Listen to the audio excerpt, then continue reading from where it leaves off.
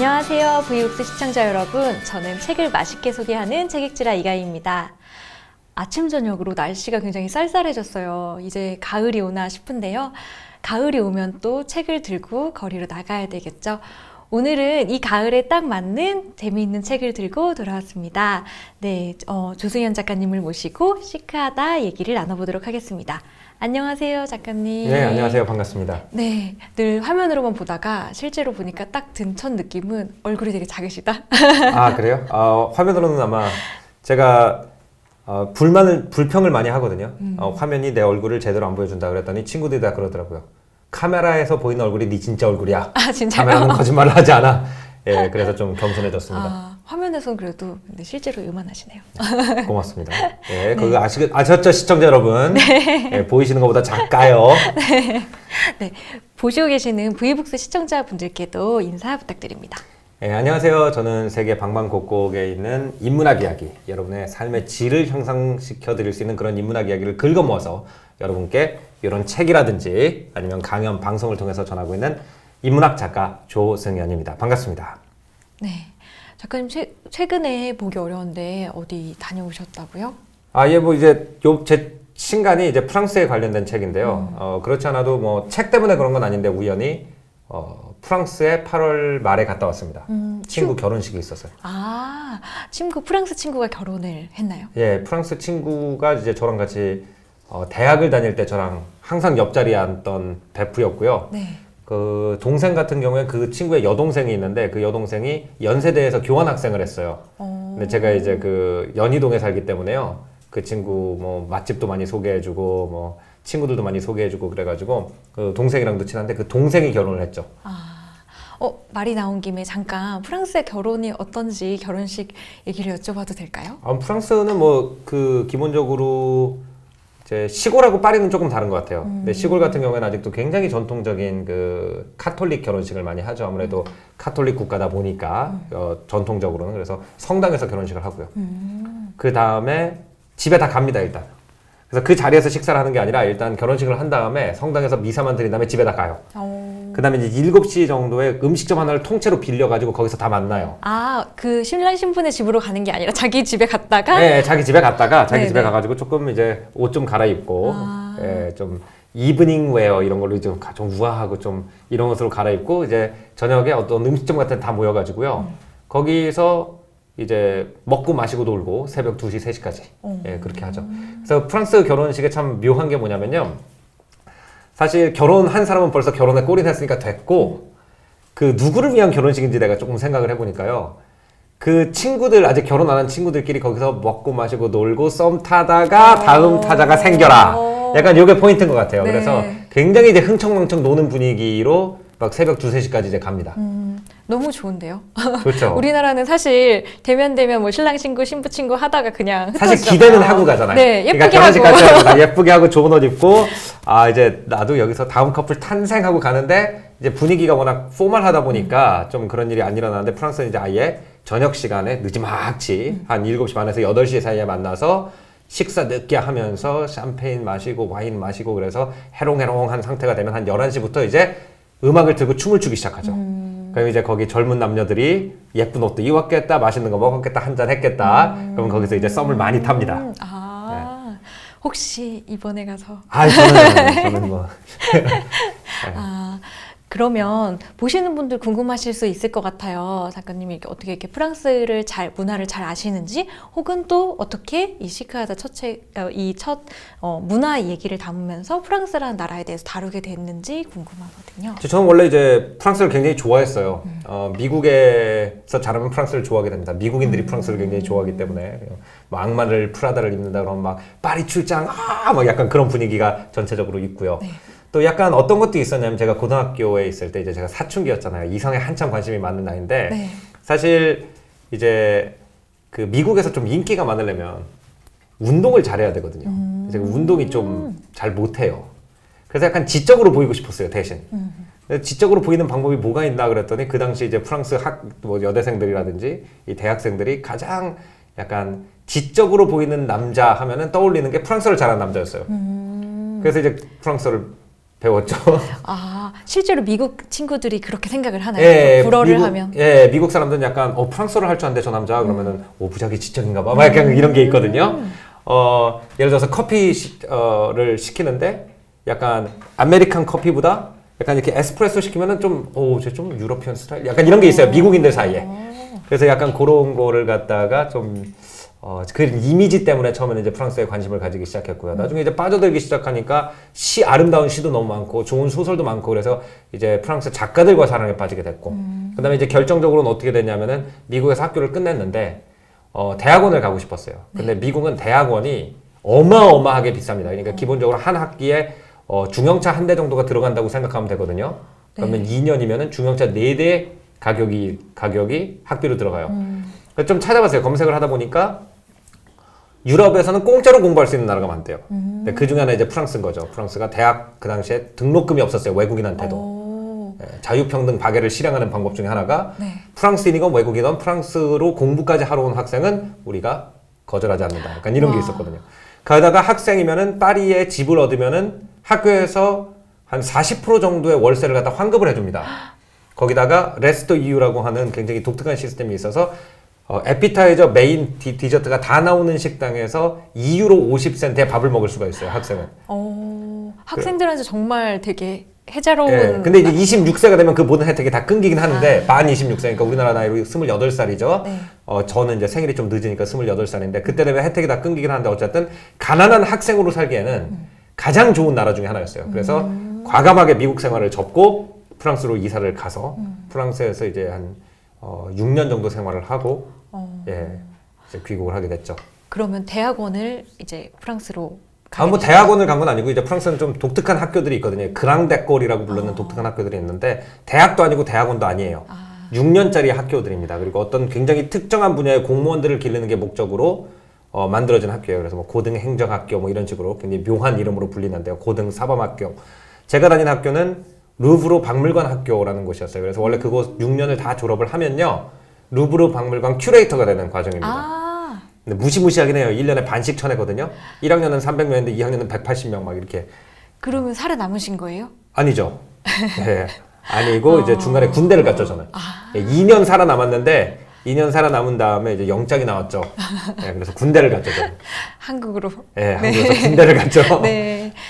그래도 계속 프랑스에 애착이 있으셨나 봐요. 제가 이제 프랑스에 대해서 뭐라고 말하냐면 이렇게 많이 말합니다. 사람들이 한국에도 살았고 미국에도 살았고 프랑스에도 살았고 이탈리아에서도 살았고 어느 나라가 가장 소중하냐 나한테 하고 물어보면 뭐 그거는 사실 뭐 손가락 10개 깨물어서 안 아픈 거 없는 것처럼 다 나의 일부고 나의 과거기 때문에 다 소중하죠. 근데 이런 게 있어요. 전 이렇게 대답합니다. 한국은 내 엄마고요. 당연히 그죠? 여기서 태어났으니까 나를 낳아준 나라. 미국은 내 선생님이고요. 거기서 학창 시절을 보냈고 중고등 대학교를 다녔고 책도 많이 읽었고 진짜 좋은 선생님들도 많이 만났어요. 근데 프랑스는 못 잊은 첫사랑 같다 그래요. 왜냐면은 프랑스를 처음에 가가지고 이해하기가 너무 어려운 나라예요. 우리나라랑 사고방식이 진짜 다릅니다. 그래서 책을 쓰게 된 것도 있는데 우리나라랑 사고방식이 거의 거꾸로인 경우가 많습니다. 그래서 너무 적응하기 힘들다가 이제 그 묘미를 알아갈 쯤 할 때 강제로 한국에 들어왔잖아요. 군대 영장 때문에. 그렇기 때문에 약간 그 마음이 이렇게 풋풋 익어가는 때 이제 무슨 계기 때문에 헤어진 첫사랑 같이 굉장히 아름다운 이미지로 남아 있고요. 제가 있겠어요. 애틋함이죠. 애틋함 너무 좋은 단어.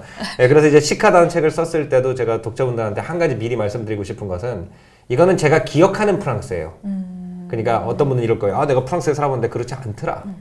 그냥 프랑스도 얼마나 큰 나라예요. 그죠? 우리나라보다 면적도 훨씬 넓은 나라고 인구도 7천만 명 정도 되는 나라이기 때문에 내 친구가 누구냐, 어느 동네에 사냐, 뭐를 보고 살았냐에 따라서 프랑스란 나라에 대해서 이미지가 각각 다르겠죠.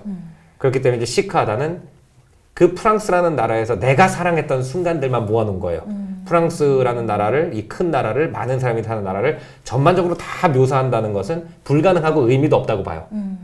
뭐 프랑스에 대한 뭐 사회학 연구를 하시는 분들 아니면 전반을 안다기보다는 내가 한국인으로서 프랑스의 이런 면들은 진짜 멋있고 배울 만하고 행복해 보인다 하는 그 순간들만 사진첩처럼 이렇게 모아놓은 책입니다. 그래서 관찰 에세이라고 제가 부제목을 지었죠. 네, 프랑스 소확행 인문학 관찰 에세이 예. 이렇게 돼 있네요, 부제가. 예.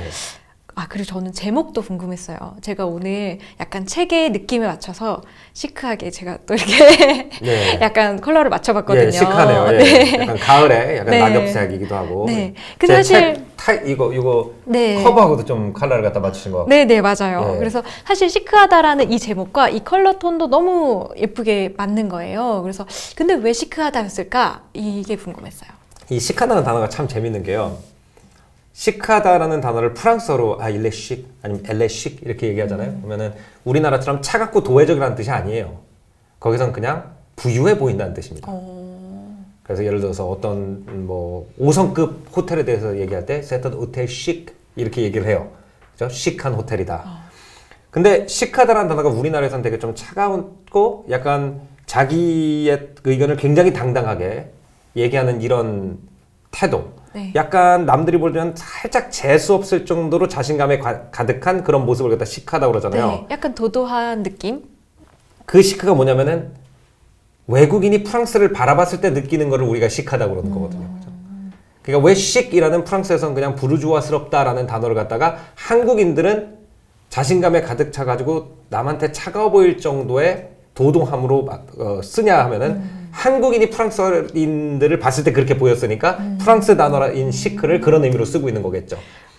그러면은 이제 그것이 뭔지 그 본질에 대해서 이제 얘기를 하는 건데 저는 그것이 그 시크함이 한국인이 겪는 불행이나 스트레스를 갖다가 줄여줄 수 있는 수많은 어떤 그 인생 철학을 담고 있는 그 결정체라고 본 거예요. 그 시크한 어떤 그 자세가, 애티튜드가. 네. 그래서 그 시크함이 어떻게 해서 만들어졌는지를 연구해보고, 그리고 우리도 한국인들은 사실 남의 눈치를 많이 보는 사람들이라고 항상 우리 스스로 얘기하지 않습니까? 네. 그 눈치를 안 보는 그 자세가 그들의 인생에 어떤 영향을 끼치는지 한번 알아보자. 예, 그런 의미에서 이제 책 제목을 그렇게 지었죠. 네. 그러니까 시크하다는 사실 똑같은 상태를 형용하고 있긴 하지만 그렇죠. 그걸 프랑스 사람들이 볼 때랑 저희가 볼 때랑 받아들이거나 이걸 대하는 태도가 다른 단어. 그렇죠. 근데 그런 여기서 거겠네요. 시크하다는 한국 사람이 뜻하는 시크하다로 쓴 거죠. 그러니까 프랑스어의 식이라는 단어를 쓴 게 아니라 우리가 시크하다라고 네. 말하는 그 단어를 이제 쓴 겁니다. 네. 실제로도 보면서 우리나라 사람들과 다른 어떤 그런 지점들이 굉장히 많이 대비돼서 보이는 네. 책이었는데요.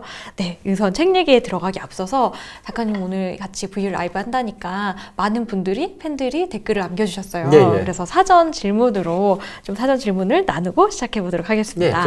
몇 개 던져보세요. 네, 먼저 스머패티님이 보내주신 질문인데요. 작가님은 여러 나라를 경험하셨는데 나이 들어서 여생을 보내고 싶은 나라는 어느 곳인가요? 라고 여쭤보셨어요. 사실 세상에 좋은 곳이 너무 많아요. 그리고 저는 아무래도 내가 이미 살아봤던 나라에서 또 살고 싶진 않아요. 왜냐면은 새로운 나라에 정착하는 과정 자체가 너무 재밌거든요. 예를 들어서 완전 어린애가 된 것 같죠. 시장에 가서 장 보는 법도 새로 배워야 되고, 버스에서 승차카드 결제하는 법도 새로 배워야 되고, 네. 언어도 서로 배워야 되고, 그 과정 자체가 너무 재밌는 것이기 때문에 저는 프랑스나 이탈리아나 미국처럼 제가 생활을 했던 곳으로 돌아가서 살고 싶진 않고요. 오히려 포르투갈에 살아보고 싶어요. 포르투갈이요. 예. 일단 기후가 저는 그 사계절 뚜렷한 거 별로 안 좋아합니다. 예, 저는 겨울이 싫어요. 그래서 일단 겨울이 없는 나라. 네. 예, 겨울이 있긴 있지만 그 겨울이 눈이 올 정도로 차가워지지 않는 나라 중에서 제가 습기를 싫어하기 때문에 건조한 나라. 그럼 벌써 나라가 몇 개 안 남거든요. 대부분의 더운 나라는 습하거든요. 네. 그래서 따뜻하고 건조한 나라 그러면 미국의 캘리포니아라든지 포르투갈, 모로코 북부 뭐 요 정도 남거든요. 네. 근데 그 중에서 좀 그래도 언어를 좀 쉽게 배울 수 있겠다라고 생각하는 나라가 포르투갈이에요. 프랑스랑 굉장히 구조가 비슷하기 때문에. 그럼 거기 아직 살아보진 않으신? 가보지도 않았어요. 진짜요? 네. 정말 요즘 사실 다시 좀 인기를 끌고 있더라고요. 포르투갈 여행이. 예, 그래서- 너무 인기 안 끌었으면 좋겠어요. 왜냐면 이제 관광객들이 많이 가기 시작하면은 네. 일단 물가가 올라가고요. 네. 그래서 지금 이제 물가가 싸다고 좋아하는. 예, 그러니까 이제 가가지고 네. 이제 물가가 올라가면은 제가 은퇴를 하려면 일을 더 해야죠. 그러니까 지금 예를 들어서 60까지만 벌면 포르투갈에서 살 수 있다 그런데 여기가 유명 관광지다 해가지고 물가가 올라가면은 60에 은퇴를 제가 못하죠. 70에 은퇴를 하겠죠. 그렇기 때문에 네. 예, 그 좀, 오늘 좀 얘기한- 너무 뜨진 않았으면 네, 좋겠다. 오늘 얘기하신 게 괜찮은지 모르겠어요. 예. 이 꿀팁을 괜히 알려주셨기 얘기했다. 괜히 때문에. 얘기했다. 예. 그러게요. 괜히 얘기했다. 네. 그러면 두 번째 질문으로 넘어가겠습니다. 스푼삼님이 보내주셨는데요. 처음 프랑스에서 생활할 때 힘든 점이 많으셨던 것 같던데 어떤 점이 가장 힘드셨나요? 일단 한국 사람들이 겪는 어려움은 저도 당연히 한국 사람이니까 겪죠. 그 중에 하나가 뭐냐면 이제 친구 관계. 제가 가장 대표적인 예가 친구 관계인데요. 처음에 친구를 사귈 때 프랑스 사람들 같은 경우에는 굉장히 공격적인 경우가 많아요. 그러니까 한국 사람들이 볼 때 왜 저런 얘기를 나한테 할까? 그 이유를 제가 나중에 알게 됐는데 프랑스 사람들은 그러니까 예를 들어서 우리가 권투장 같은 데 가면은 한판 정말 세게 치고받고 한 친구랑 제일 친해지는 것처럼 네. 이 대화를 할 때도 토론을 격렬하게 한 사람과 제일 친해진다고 생각을 합니다. 그러니까 이제 처음에 와가지고 시비를 건단 말이에요. 얘네들이 예를 들어서 음악을 듣고 있는데 야 그거 좀 뭐 유행 지난 음악 아니야? 뭐 이런 식으로 이렇게 툭 던져요. 조금 친해지기 시작하면은. 네. 그리고 뭐 옷을 입어도 그 부츠랑 그 양복 입었어? 야 패션 센스가 무슨 1930년대다 막 이런 식으로 막 얘기를 합니다. 그러면 이제 처음에는 이제 미국인들은 안 그러거든요. 미국인들은 막 무조건 예쁘다고 해주는 약간 어떤 옷을 입었건 It's beautiful, 와우 막 이런 문화에서 살다가 네. 그야말로 시크하게 네, avec ses bottes, ça va pas. 약간 이런 식으로 대하니까 뭐 얘는 왜 그러지? 처음에 뭐 인종차별 하나? 아니면 뭐 프랑스어를 내가 잘 못한다고 놀리나? 뭐 이런 식으로 생각을 했는데 나중에 알고 보니까 그게 걔네들이 인간관계를 형성하는 방법이에요. 그렇게 툭 얘기를 하면은 방어를 하라는 거예요. 가드를 올리라는 거예요. 이제 한번 치고받고 해보자는 거예요. 네. 그래서 제가 나중에 보니까 예를 들어서 어떤 친구 집에 갔는데 그 친구가 이제 프랑스 사람들은 자기 집에 불러서 요리해주는 경우가 굉장히 많거든요. 근데 요리를 해놓고 밥을 같이 막 먹어요. 근데 어때? 그럼 우리는 당연히 친구가 밥 해주면 뭐라고 그래요? 맛있어. 오 너무 맛있어. 맛이 없어도. 예. 그럼 왜 남겼어? 그럼 먹고 있어. 미국도 마찬가지거든요. You're so good. 막 이렇게 얘기를 하는데 프랑스 사람들은 그렇게 얘기를 하잖아요. 그럼 약간 이렇게 쳐다봐요. 성의 없이 이빨리말 한다라는 식으로 이렇게 쳐다보면서 왜? 그냥 이렇게 얘기를 하는데 옆에 있는 딴 친구가 그러는 거예요. 너는 어떻게 오리 가슴살에다가 와사비를 넣을 생각을 했니? 정신 나간 거 아니야? 이런 식으로 얘기를 하는 거야. 그러니까 이 사람이 어떻게 되냐면요. 자, 그거는 네가 고전적인 요리관을 가지고 있기 때문이야 라고 얘기하면서 와사비와 오리 가슴살을 같이 먹는 것이 왜 세련된 식감인지에 대해서 1시간을 얘기를 했어요. 그러니까 그 시비를 건다는 게 뭐냐면은 너 스스로를 방어할 기회를 준다는 거예요. 그러니까 그 사람한테 말을 하라는 거예요. 그래가지고 이 사람이 예를 들어서 나는 그 친구가 봤을 때 요리를 해준 친구한테 봤을 때 내가 너무너무 맛있어 그러면 그게 뭐예요? 자기 말을 끄는 게 되는 거예요. 네. 나한테 말할 기회를 안 준 거예요. 근데 야 와사비랑 오리 가슴살이 말이 되냐 그럼 뭐예요? 내가 말을 할 수가 있잖아요. 내가 왜 그런 결정을 내렸는지에 대해서 내 요리 철학에 대해서 설명을 할 수가 있잖아요. 그러니까 그게 예의 바른 거예요. 거기서는. 대화를 끌어나가고 싶다는 거거든요. 그래서 이제 그런 게 좀 힘들었죠. 우리나라 사람들한테는 너무 어려운 일인 것 같아요. 네, 사사건건 시비인 것처럼 느껴져요. 처음 가면은. 그래서 상처도 되게 많이 받고요. 제가 아는 분의 따님이 프랑스에 유학을 가가지고 뭐 공부도 굉장히 잘하고 있는데요. 석사기까지 지금 거의 마치셨다고 그랬는데 그분이 그분 어머니가 어떤 식사 자리에서 저한테 그런 얘기 한 적이 있어요. 그 프랑스 사람들 까칠하고 맨날 기분 나쁜 얘기 하는 것 때문에 못 견뎌가지고 석사고 뭐고 포기하고 맨날 돌아오고 싶다라고 얘기를 한다. 그러니까 그거를 가지고 왜 나한테만 그래? 왜 맛있는 거 해줬더니 맛 없다 그래? 막 이렇게 생각을 처음에는 할 수밖에 없거든요. 한국 사람은. 근데 그렇게 생각하면 프랑스는 세상에서 가장 살기가 안 좋은 나라예요. 근데 즐기면 돼요. 그렇게 툭 오면은 야 네가 네 프랑스의 야만스러운 식감은 이게 아닐지 모르겠지만 원래 우리나라는 단짠이야. 네가 한국의 단짠을 알아? 막 그러면은 오 단짠 qu'est-ce 막 약간 그러면서 이제 친해지는 거거든요. 네. 예. 그럼 처음에 작가님은 그런 걸 당황하셨지만 또 금세 이렇게 적응돼서 잘 금세는 안 되죠. 예. 2, 3년 걸리죠. 예. 그게 이제 처음에는 이제 논리적으로 아는데 한 1년 정도 걸리는 것 같고요. 논리적으로 얘네들 이렇구나. 그 다음에 그게 실제로 이제 기분이 안 나쁘기 시작할 정도로 익숙해지려면 그래도 시간은 좀 걸리는 것 같아요. 네. 딱 그렇게 말 들으면 우리나라 사람들은 약간 왜 나를 면박 주는 것 같고 공박하는 것 같으면 그죠. 그리고 굉장히 누가 심한 말을 말도 많이 해요. 못하는데. 굉장히 심한 말도. 제가 한 일본 친구가 프랑스에서 유학을 하고 있는데 어떤 프랑스 친구가 그 일본 친구한테 중국이랑 일본이랑 아직도 2차 세계대전 옛날에 뭐 난징 학살 이런 문제에 대해서 역사 왜곡 이런 문제 많이 나잖아요. 우리나라하고 일본도 물론 이런 문제가 많이 있지만 그런 문제가 나는 것을 갖다가 예로 들면서 어떤 프랑스 친구가 막 만난 일본 사람한테 원자탄 2대 더 맞으면 정신 차릴 것 같아 너네 나라 이렇게 이 정도 얘기도 하거든요. 심지어. 그러니까 이제 일본 사람 입장에서 볼 때는 깜짝 놀라는 거 아니에요. 근데 그런 걸 했을 때 논리적으로 받아쳐 보라는 신호예요. 그게 네가 뭔 말을 좀 해봐라. 그래서 이제 거기서 이제 프랑스 소확행의 첫 번째 부분이 나옵니다. 예, 얘기를 굉장히 잘 꺼내주셨어요. 네. 예, 그게 뭐냐면은 한국 사람들이 불행한 이유를 갖다 제가 한국 사람들한테 왜 한국 사람들이 행복 지수가 이렇게 낮을까라고 물어보면은 다 알아요. 한국 사람들이 자기가 왜 불행한지 모르는 사람 하나도 없어요. 왜죠? 비교하고. 비교해서 그죠? 다 한단 말이에요. 그죠? 비교를 한다는 것은 뭐냐면은 주관보다는 그죠? 객관을 그 철학적인 어떤 논리적인 용어로 사용하는 게 아니라 객관 말 그대로 원래 한문적 의미 남의 관점이 더 중요하다는 거죠. 그죠? 그래가지고 예를 들어서 나는 내가 사는 게 괜찮은 것 같은데 어떤 사람이 와가지고 야 너네 왜 이렇게 후져? 그러면 갑자기 주눅이 든다든지 이게 뭐예요? 남의 눈으로 나를 평가를 한다는 거거든요. 근데 프랑스의 시크함의 가장 중심에 뭐가 있냐면요. 프랑스 사람들은 영국이나 독일 사람들이 프랑스 사람들 굉장히 싫어요. 뭐라고 그러냐면 프랑스 사람들은 주로 모든 문장이 시작한다 그래요. 주, I.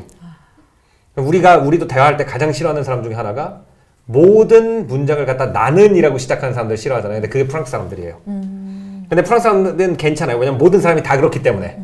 그죠? 그런데 그걸 갖다 이제 저는 뭐라고 얘기하고 싶냐면 주관이 강하다. 그죠? 주가 강하다는 게죠. 우리식으로 주관이 강하다.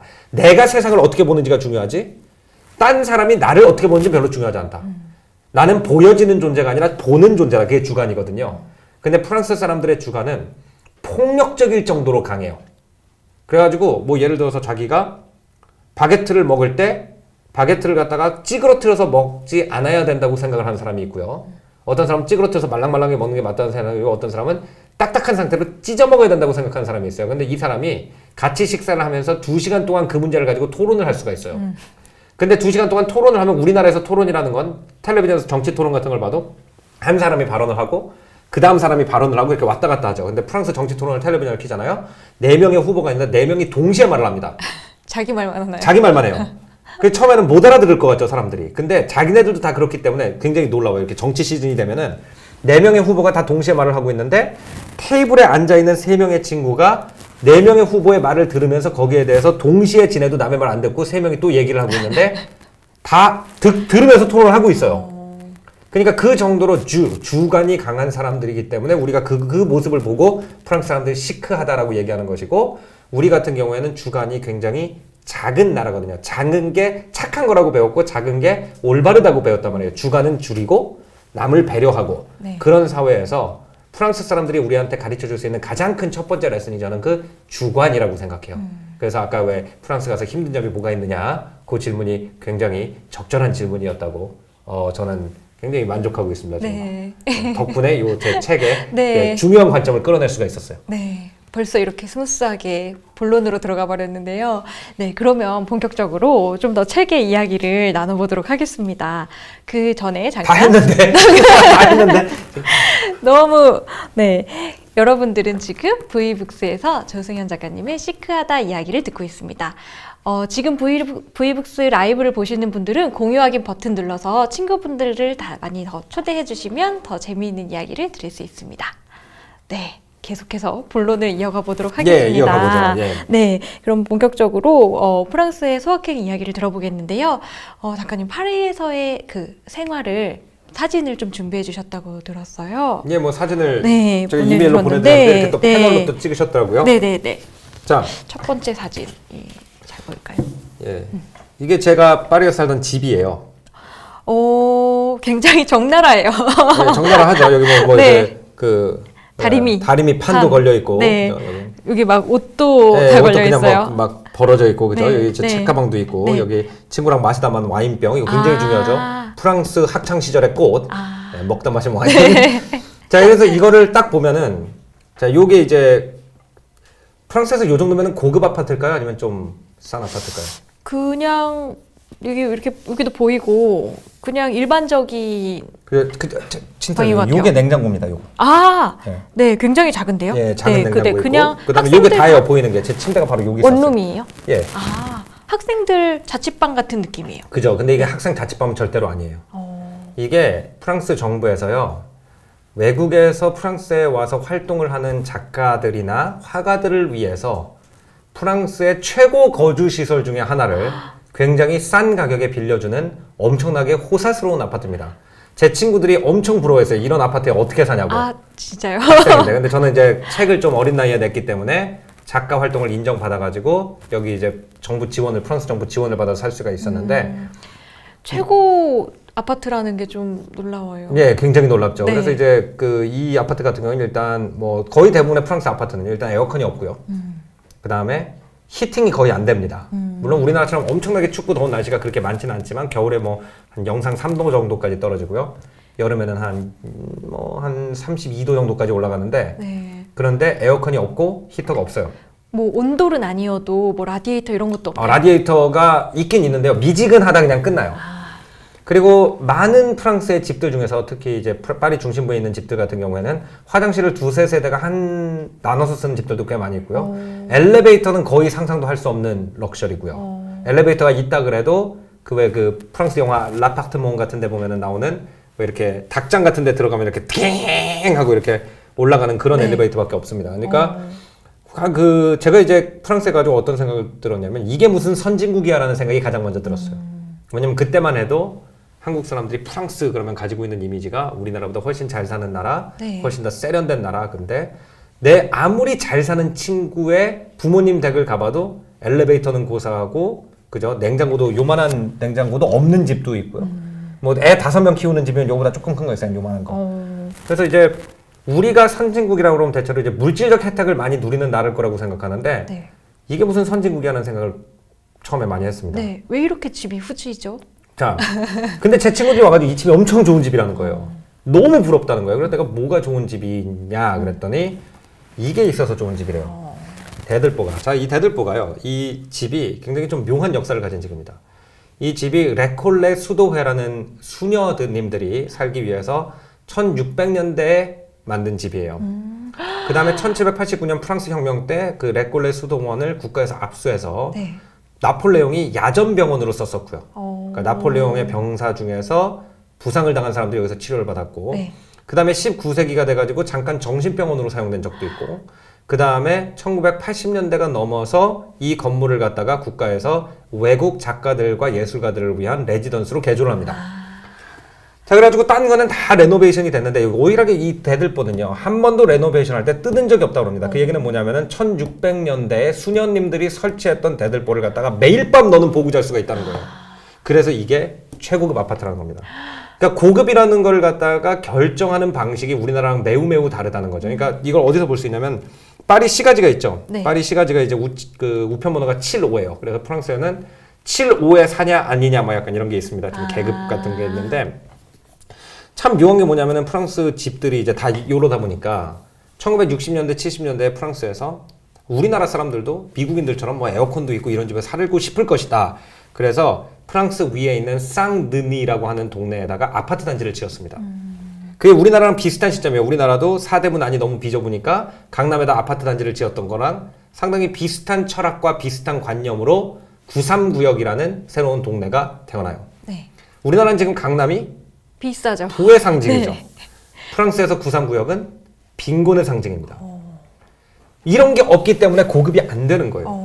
참 묘하죠. 네, 거기가 더 강남처럼 더 아파트예요. 좋은 아파트들 예. 있는 그러니까 거 아니에요? 그때는 좋은 아파트였죠. 그러니까 지금은 너무 이제 경제력이 떨어지는 계층이 거기 집결이 되다 보니까 뭐 편의시설도 다 사라지고 막 좀 굉장히 이제 프랑스 사람들이 심지어는 가기 좀 무서워하는 지역이긴 제가 살 땐 그랬어요. 지금 좀 바뀌었을 수도 있는데 심지어는 밤에 지나가기 무서워하는 지역 정도가 됐는데 거기가 아파트 단지로서 계획된 지역이었고 파리에서 이렇게 사는 지역이 아직도 더 비싸다는 거예요. 아, 부자들이 그 동네를 가지 않았던 거네요. 네, 부자들은 파리를 떠나지 않았던 거죠. 북파리를. 그래서 이게 굉장히 그러면 프랑스 사람들한테 물어봅니다. 넌 에어컨 써보고 싶지 않아? 당연히 써보고 싶다 그래요.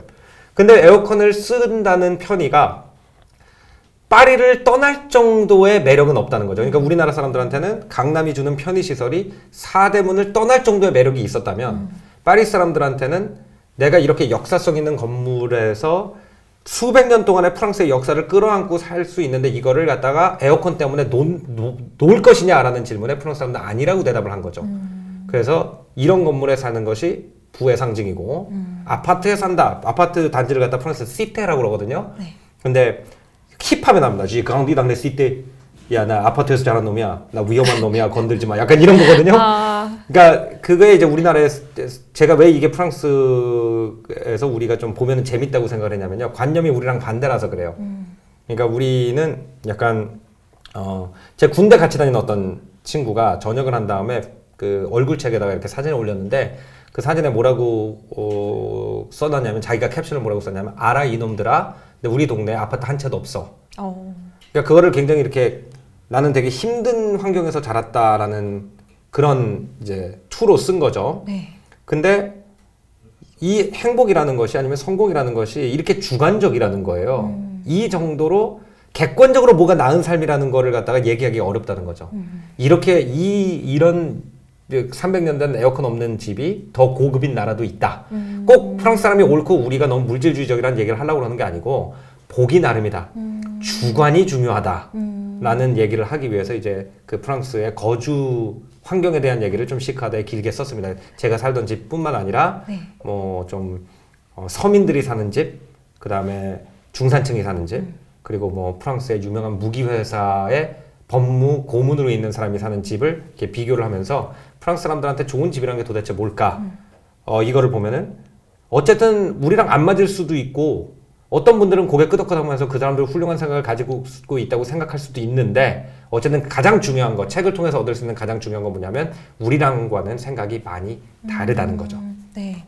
저는 그 일화가 되게 인상 깊었는데 자동차를 사는데 뭐 미국이나 한국에서는 되게 당연히 어떤 첫 차를 사는 거는 어떤 재력을 과시하고 남자들의 로망이잖아요. 그렇죠. 일단 그 엄마 아빠한테 허락 안 받고 여자친구랑 동해를 갈 수 있다는 뜻이기 때문에 라이브인데 큰일 났네. 네. 인터넷이니까요. 네. 근데 프랑스 친구들은 뭐 아버지가 타던 차와 같은 종을 타지라고 하는 그 오래된 차를 산다는 부분은 정말 너무나 크게 다르게 좀 느껴졌어요. 묘하죠. 그러니까 프랑스 뭐 이것도 이제 더 아래 세대 가면 조금 바뀌고 있는 모양이긴 해요. 특히 이제 전기차 같은 거에 대한 매력을 많이 느끼는 것 같아요. 젊은 세대는. 근데 제가 프랑스에 있을 때만 해도 제 미국 친구 제 대학교 룸메이트가 프랑스에 놀러 왔어요. 가지고 이제 같이 렌트카를 빌려서 로아르 강변에 있는 그 아름다운 성을 갖다 쫙 투어를 하자 그래서 차를 타고 가고 있는데 차를 타려고 갔어요. 이제 렌터카 하우스에 갔는데 그 친구가 딱 문을 열더니 저한테 승현아, this car has 3 pedals. 페달이 3개야 차가. 그러니까 클러치를 본 적이 없는 거예요. 미국 사람은. 클러치 본 적 있으세요? 아니요. 클러치가 뭔 줄 아세요? 아니요. 자, 남자분들 중에서 차 좋아하시는 분들은 이제 클러치라고 해서 요즘 차에는 없는 예, 거죠. 요즘 차에는 없는. 네. 그러니까 브레이크 엑셀레이터 왼쪽에 페달이 하나 더 있었습니다. 그래서 그 페달이 뭘 하는 거냐면은 옛날에는 엔진과 바퀴 사이에 있는 톱니바퀴의 비율을 갖다가 손으로 조정을 했기 때문에 클러치를 누르면은 엔진하고 바퀴로 힘을 전달하는 축이 벌어져요. 네. 그래서 벌어져야만 다른 톱니바퀴를 설정해 놓고 그러니까 예를 들어서 그래서 1단에서 2단으로 갈 때 클러치를 누르고 바꿔야 되거든요. 안 그러면 이렇게 드르륵 소리 나면서 이제 망가집니다, 차가. 네. 근데 이제 그 클러치라는 걸 처음 본 거죠, 이 미국 친구가. 그래서 네. 승현아, 차에 페달이 3개다. 그 다음에 이제 앉았어요. 앉아서 보더니 잠깐만 PRD라고 안 써있고 1, 2, 3, 4, 5, 6, 7이라고 써있다. 그게 되게 묘한 거. 예, 수동 자동차인 거예요. 우리 아버지 세대에 몰던. 근데 프랑스 사람들이 참 재밌던 게 뭐냐면 자동을 안 몰아요. 자동이 없는 게 아니에요. 근데 안 몰아요.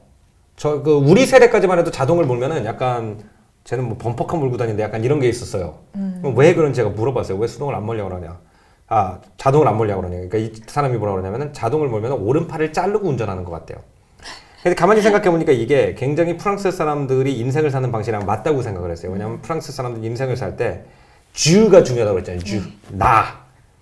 근데 가만히 생각을 해보면 이렇게 생각할 수도 있어요. 우리가 자동이 무조건 편하다고 생각하지만 내가 자동차에서 더 많은 일을 할 때 자동차와 나의 비중을 보면은 내가 수동으로 클러치를 누르고 속도를 바꾸면은 차의 비중이 커요? 내 비중이 커요? 내 비중이 크죠. 근데 자동차가 변속을 자동으로 해주기 시작하면은 누구 비중이 커져요? 차 비중이 커지면 누가 작아져요? 네. 내가 쪼그라들거든요. 그게 그 느낌인 것 같아요. 왜 매뉴얼보다 오토 몰면은 오른팔 잘린 것 같아. 이 오른팔이라는 내 몸의 소중한 부위가 더 이상 할 일이 없어, 역할이 없어. 그렇기 때문에 이 사람들은 수동을 모는 것을 꽤 선호해요. 아주 이제 전기차 좋아하는 어린애들 아니면은 웬만하면 수동을 몰고 수동을 몰지 않는 건 운전이 아니라고 생각해요. 네. 그래서 그런 부분이 있고 이제 두 번째는 내비게이션을 안다는 거예요. 이 친구가 제 차를 산 친구가. 그래서 뭐 내비게이션을 안다냐고 그랬더니 이런 얘기를 하더라고요. 야 파리에서 길 공사하는 거 봤냐요. 가만히 생각하면 길 공사하는 거 본 적이 없어요. 땜빵 공사하는 거 빼고는 세기를 짓는 걸 본 적이 없어요. 내가 파리에서 31년을 살았는데 길이 똑같다는 거예요. 그럼 내비게이션이 편하겠냐? 아니면은 내가 이미 아는 길이 편하겠냐? 그럼 당연히 아는 길이 편하죠. 그리고 세 번째는 이 친구가 자기 아버지랑 똑같은 모델을 산 건데 물론 같은 연도는 아니에요. 같은 회사, 같은 모델인데 똑같은 예를 들어서 뭐 우리나라로 치면은 현대에서 나오는 어떤 특정한 자동차에 뭐 옛날 소나타를 아버지가 몰고 다니면 신형 소나타를 샀다 약간 이런 건데 르노 자동차를 갖다 샀는데 이 친구가 하는 말이 그거예요. 왜 브랜드를 안 바꾸냐? 그랬더니 이렇게 얘기를 하더라고요. 나는 아기 때부터 병원에서 아빠 집으로 올 때도 이 차를 탔다는 거예요. 그렇기 때문에 이 차는 어떻게 조작을 하면 되는지 완전히 안 돼요. 그러니까 뭐 눈을 감고도 이거를 돌리면은 에어컨이 켜지는구나 이걸 안다는 거예요. 근데 새 차를 사면 그걸 새로 배워야 된다는 거예요. 귀찮다는 거예요. 응? 그리고 내가 이 자동차를 파는 이 브랜드를 파는 사람은 아빠랑 거래하던 딜러가 있대요. 네. 그 아저씨는 믿을 만한 사람인 걸 우리 아버지가 30년 넘게 거래해서 알고 있대요. 근데 브랜드를 바꾸려면 모르는 사람을 만나야 되는데 그것도 귀찮대요. 근데 이건 나는 너무나도 게을르고 이상한 논리 같은데 옆에 프랑스 친구들은 맞아 나도 그럴 것 같아 이러면서 이제 끄덕끄덕 하고 있는 걸 보고는 이 친구가 괴팍한 게 아니라 프랑스 사람들이 상당히 보편적으로 가지고 있는 생각이구나. 예. 우리나라나 미국은 새거 막 그런 항상 새거를 좋아하잖아요. 그죠. 근데 새거가 양날의 칼이거든요. 이제 제가 이걸 어떻게 설명을 하냐면 책 안에서 우리는 당연히 인생에서 편한 걸 좋아해요. 근데 편한다는 거를 갖다가 두 가지로 설명할 수가 있어요. 편리한 게 있고 편안한 게 있다. 편리하다는 건 뭐냐면은 새 차가 편리하죠. 그죠? 스위치 하나 누르면 시동도 들어오고 스위치 하나 누르면은 네 개 다 문 이렇게 잠갔다 열었다 하는 것도 스위치 하나로 다 할 수 있고 자기가 알아가지고 뭐 이렇게 차선 이탈도 방지해주고 많은 장치들이 있습니다. 편리한 거예요. 내가 덜 일을 해도 되는 거. 근데 편안하다는 건 뭐가 있냐면 제가 생각할 때는 별 생각 안 하고 쓸 수 있는 게 편안한 것 같아요. 그러니까 편안하다는 건 내가 별 생각 없이 넋놓고 있을 수 있는 거. 그러면은 두 개가 있단 말이에요. 기계가 많은 것을 해주는 것과 내가 어렸을 때부터 했던 거를 그대로 할 수 있는 거를 비교를 하자면 기계가 많은 것을 해주는 자동차는 편리할 수 있지만 내가 익숙한 대로 옛날에 하던 대로 똑같은 제스처를 통해서 운전할 수 있는 자동차는 더 편안할 수 있겠죠. 그래서 어떻게 보면 우리나라는 편리함을 추구하다가 편안함을 많이 잃게 되는 것도 있어요. 예를 들어서 핸드폰을 업그레이드 하잖아요. 그러면은 약간 저는 핸드폰에 대해서 이런 게 있습니다. 핸드폰이 어떻게 쓰는지 알만 하면 업데이트를 해요. 네. 그죠? 그러면서 인터페이스가 바뀌고 OS가 바뀌고 막 이러거든요. 그러면은 어떤 순간에도 내가 나의 삶을 윤택하게 해주는 기계를 갖다 완벽하게 마스터한다라는 기분을 느낄 수가 없어요. 그 편안함. 어떻게 쓰는지 안다 이거는 내가 완벽하게 조작할 줄 안다. 근데 프랑스 사람들이 매뉴얼 아빠랑 똑같은 매뉴얼 자동차 보는 건 그거 같아요. 이 자동차를 나는 완벽하게 마스터했다. 32년 동안 이 차만 탔다. 그죠? 거기서 오는 그 자신감이라든지 그 어떤 차에 들어가자마자 느껴지는 휴, 집 같아. 이거는 어떻게 보면은 자꾸 새 차를 사는 사람들은 느낄 수 없는 거겠죠. 정말 그 편리하다와 편안하다가 좀 한국과 프랑스의 차이를 명확하게 설명을 해주는 것 같다는 예. 느낌이 들었어요. 예. 네. 그러면 또 두 번째 사진을 한번 볼까요? 비슷한 맥락일 것 같아요. 왜냐면 이건 확실히 오래된 사진 같아요. 여기 보면 예, 옛날 카메라 똑딱이 카메라로 찍었죠. 네. 예. 90년대인가요? 90년도? 90년 8월 90, 22일이에요. 네, 이거 네. 거꾸로 읽으니까 그 네. 어머니입니다. 그리고 요거는 지지난주에 제가 찍은 사진입니다. 이번에 프랑스에 가셨을 때 예. 이게 네. 이제 프랑스에서만 할 수 있는 재밌는 장난 중에 하나예요. 아이고 이 그대로예요. 그러니까 어머니가 이 사진을 제가 보내드렸어요. 그랬더니 어머니가 분수가 없어졌네 이러는 거예요. 근데 제가 그랬습니다. 각도가 달라요. 분수 여기 있어요. 보이세요? 분수? 네네네. 네. 이게 1990년이면 지금부터 28년 전입니다. 네. 28년 전에 우리 엄마가 앉아있던 자리에 앉아있을 수 있는 곳이 어디냐면 그게 프랑스예요. 그래가지고 많은 사람들이 파리를 뭐라고 그러냐면 전 세계 사람들의 추억 금고라고 불러요. 그러니까 자기 동네보다 프랑스가 더 집처럼 느껴지는 사람들이 상당히 많이 있다는 거예요. 왜냐하면은 우리 엄마 아빠가 옛날에 신혼여행을 갔을 때 앉아있던 집, 앉아있던 테이블이 집 정도가 아니라 그 테이블이 아직도 같은 테이블일 수 있는 곳. 그것이 이제 프랑스 사람들이 추구하는 편안함의 어떤 정체라고 저는 생각해요. 이거를 갖다가 서울에서 하기 굉장히 어렵습니다. 네, 같은 날인 것 같아요. 이거는 8월 21일이고요. 네네. 저는 이게 우연인데 사실은 네. 이거는 저는 이제 루브르에 다시 간 게 8월 20일. 그러니까 정확하게 28년 마이너스 하루. 근데 그 사진상으로도 너무 같은 날인 것 같아서 그죠? 원래 처음에 보고 어머니고 아버지인가 이렇게 생각했는데 이렇게 와 그대로 사실 생각해 보면은 서울 안에서도 뭐 광화문이고 시청이고 뭐 어디를 생각을 해봐도 진짜 이렇게 그대로인 데가 없구나라는 생각을 없죠. 하게 됐어요. 28년 동안 이대로 그대로 있는데 없고 파리는 신기한 게 뭐냐면 거의 어느 길에 가서 찍어도 이게 가능합니다. 그래서 이제 파리에서 이제 70년 광복 70년 기념 프랑스가 이제 나치 치하에서 해방된 지 70년 기념 행사로 뭘 했냐면 나치 치하 때 그 부모님한테 물려받은 사진을 파리의 그 똑같은 장소에 들고 가가지고 지금의 모습과 2차 대전 때 모습을 갖다 이렇게 같이 찍는 그게 유행을 한 적이 있는데요. 심지어 그걸 어떻게 찍냐면 예를 들어서 이제 우리 어머니 사진이 이렇게 있었다 그러면 이걸 갖다가 요 가운데다 놓고 배경을 갖다 잇는 거예요. 근데 그걸 파리 여기저기에서 하는데 그 배경이 다 이어져요.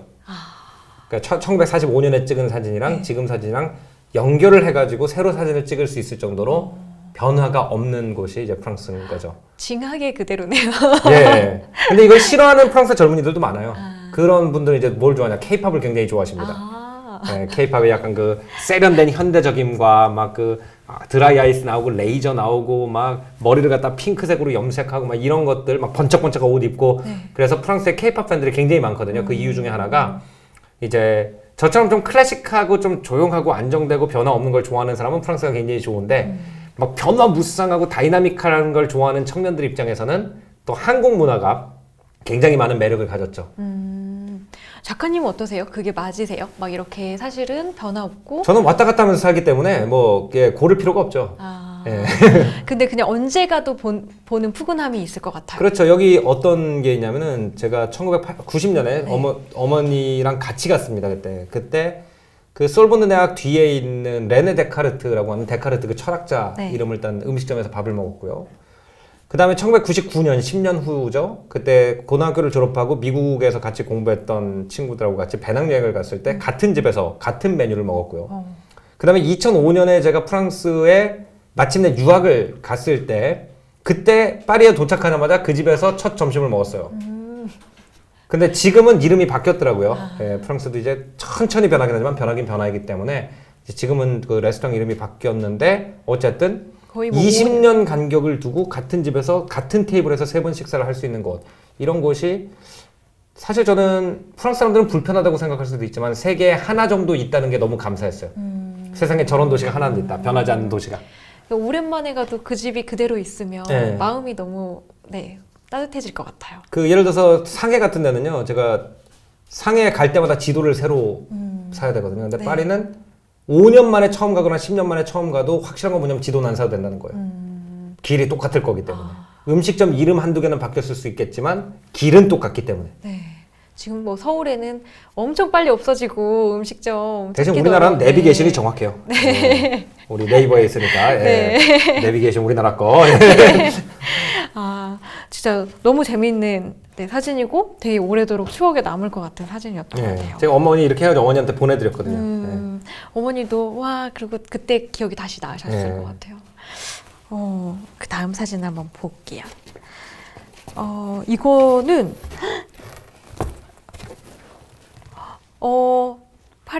프랑스를 안 가봤지만 에펠탑은 파리죠. 파리의 모습인데요. 네. 자, 이게 에펠탑이구나. 굉장히 흥미로운 게 뭐냐면은 제가 원래 이제 그 시카다에 대해서 강의를 할 때 요 그림이랑 상해 푸동 지역을 갖다가 옆에다 놓고는 그냥 사람들이 선진국 하면은 대체로 어느 쪽을 생각하냐라고 하면 80%의 강의를 들어오신 분들이 상해 푸동 지역에 손을 듭니다. 왜냐면 상해 푸동 지역은 이제 건물이 쫙 빌딩이 막 엄청나게 높고 이러니까 그 제가 실제로 이거 몽마르트 위에서 이렇게 내려다본 풍경인데 제가 찍은 건 아니고 이 사진은 여기를 봤을 때 이제 옆에 한국 분이 계셨는데 이제 한국 분들 많이 있죠. 몽마르트 가면 그분들이 이렇게 내려다보면서 뭐라고 그러냐면은 야, 저 재개발하면은 저게 돈이 얼마냐 막 이렇게 얘기를 하셨어요. 네, 이렇게 낮은 건물들이 네. 있네요.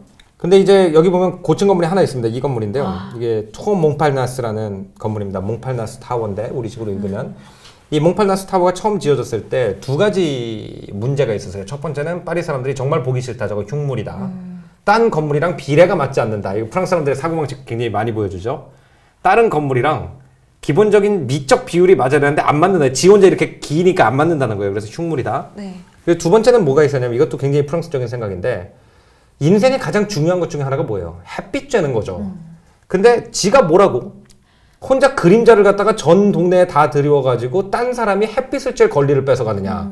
그래가지고 이 몽팔나스 타워가 지어진 이후로 프랑스 사람들이 투표를 합니다. 그래가지고 어느 높이 이상의 건물은 파리는 다시는 짓지 말자. 그래가지고 보시다시피 요거 하나만 쑥 올라와 있고 네. 요거랑 같이 센터로 이렇게 계획된 고층 건물들만 올라와 있고 나머지는 다 6층 정도 높이의 건물들이에요. 아, 이 비싼 동네에서 그렇죠. 네. 예.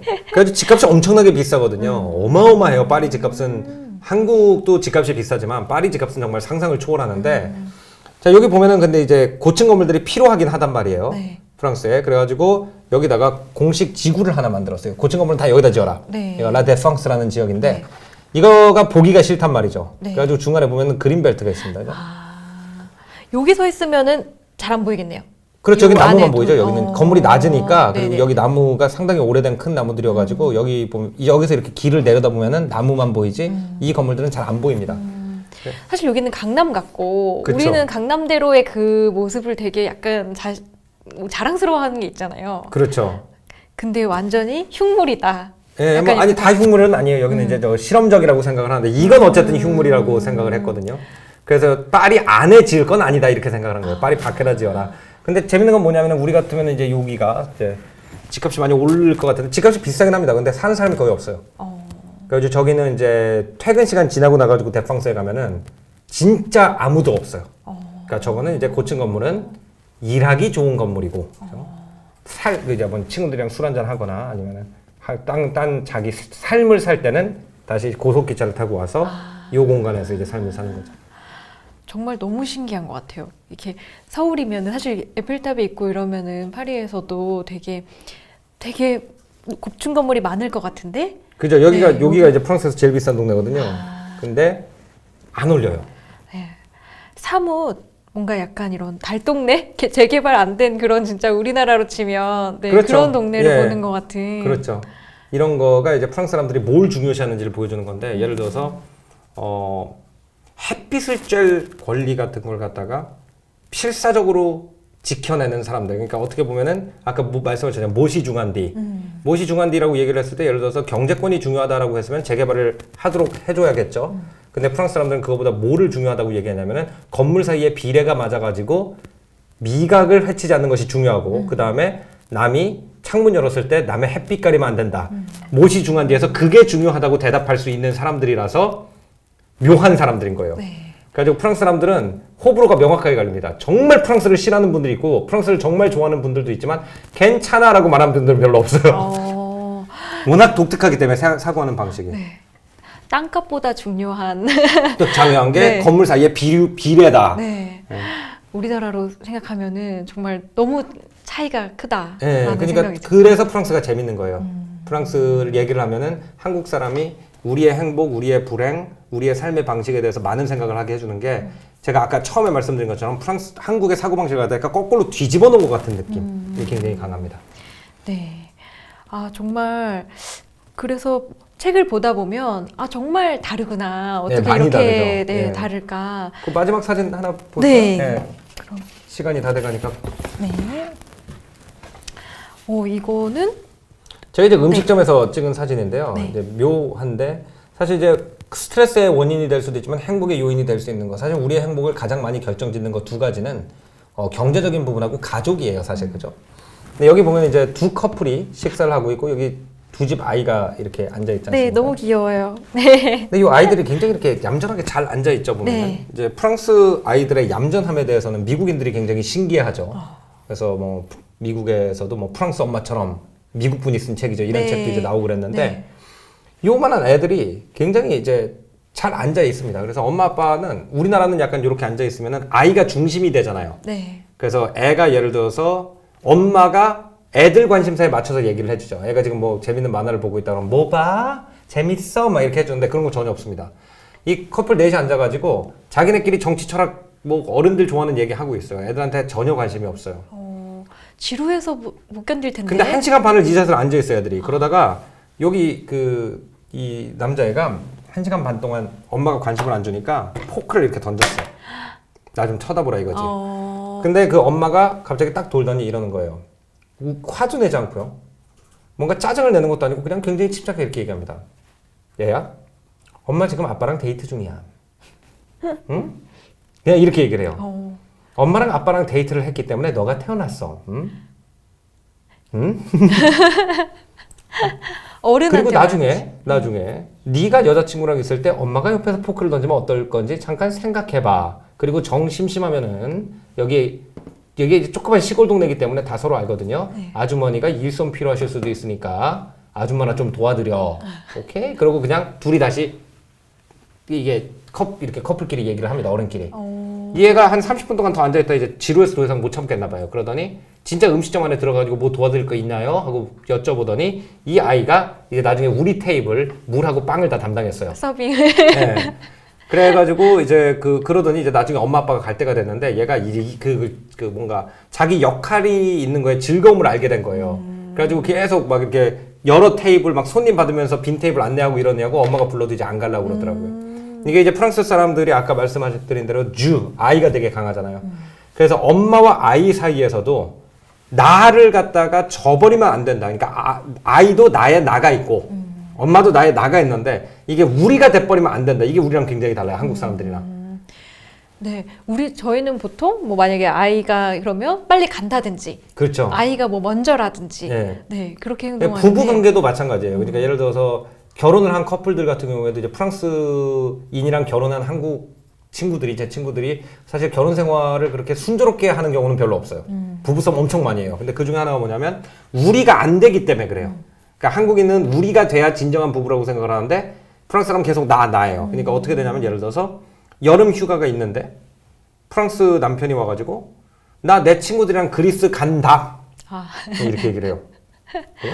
그럼 한국에서는 어떻게 남편이 결혼한 남자가 첫째 가족이랑 휴가를 안 가고 친구들이랑 갈 생각을 하는지도 좀 독특하고 그 다음에 두 번째 그걸 갖다가 부인이랑 상의 안 하고 이미 결정을 한 것처럼 던지는 것도 굉장히 이상하다고 보는데 네.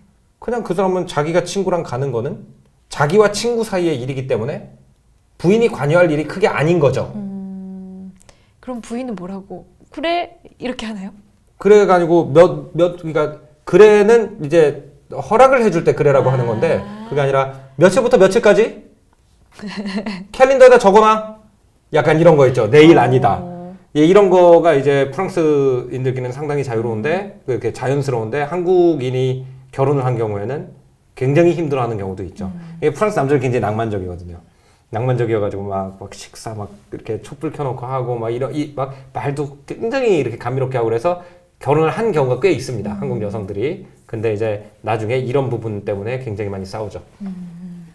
그리고 진짜 이 파트에 육아 얘기가 정말 흥미로운 게 많았어요. 지금 사실 한국에서도 프랑스의 육아 뭐 이런 것들은 굉장히 많이 이렇게 회자되고 있는 것 같아요. 예. 그래서 뭔가 아이를 아이로 내가 가르쳐야 될 대상이기보다 같은 동등한 예, 인격체로 그냥 조그만 어른이에요. 네. 그냥 그 프랑스 사람들이 애 대하는 거 보면 그냥 미니 어른이에요. 그냥 키만 작지 그냥 나랑 똑같다고 생각해요.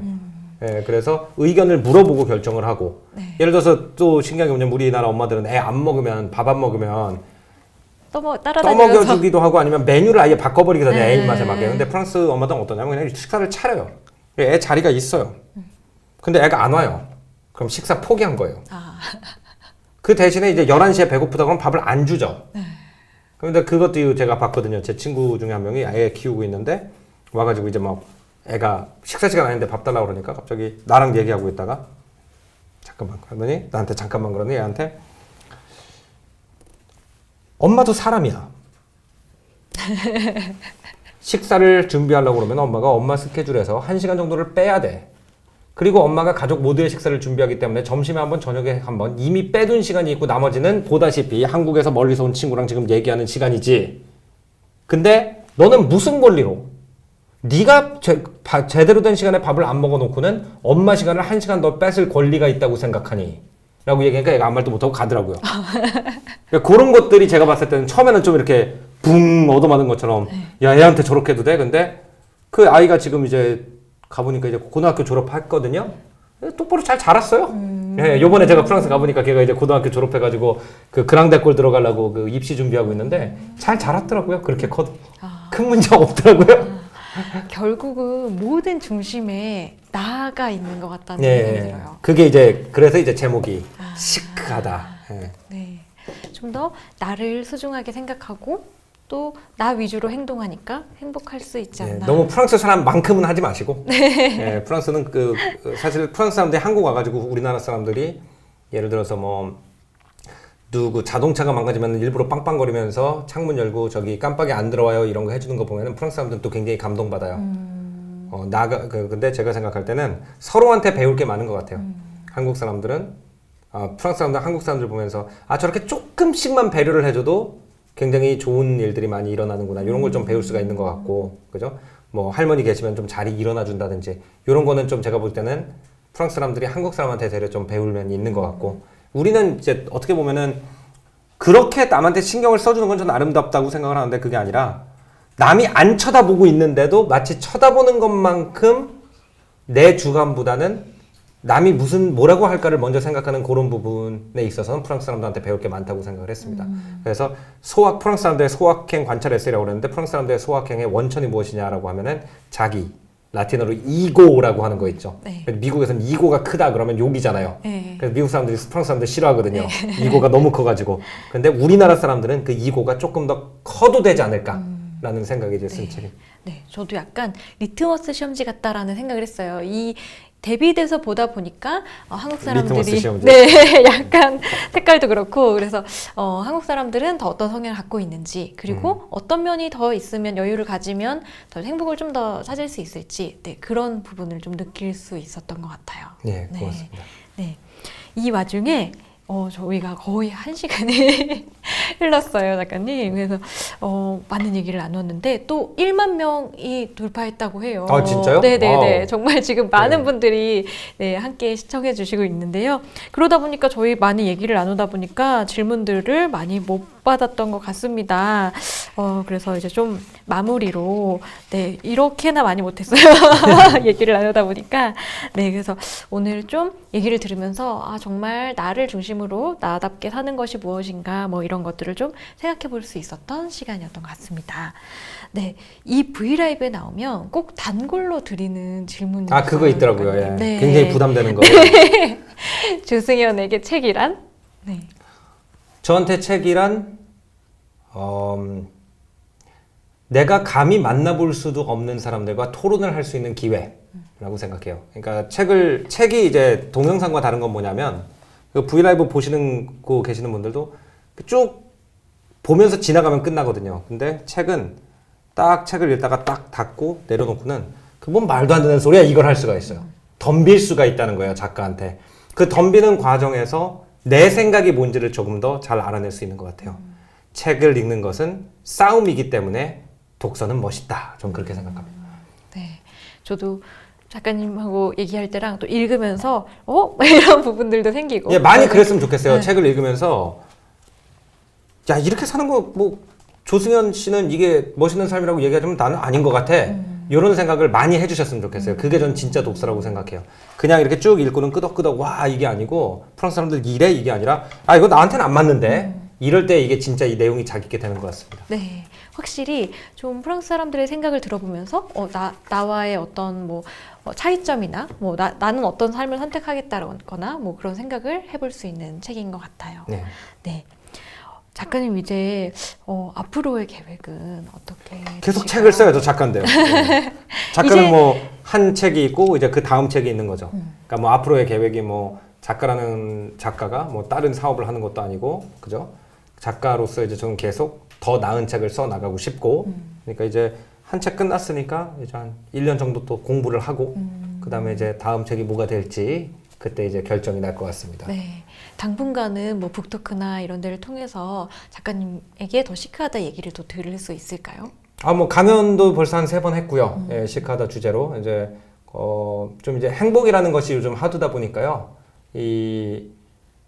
좀 시크하다 주제로 강연이 좀 많이 들어오더라고요. 그래서 제가 제 SNS 통해 가지고 지자체 뭐 구청이라든지 이런 데서 강의를 하게 되면 제가 공지를 하고 있으니까요. 네. 그거를 좀 팔로우 했다가 예, 좀 시크하다 주제로 강연하면은 그때 좀 들어와 주시면 감사하겠습니다. 네.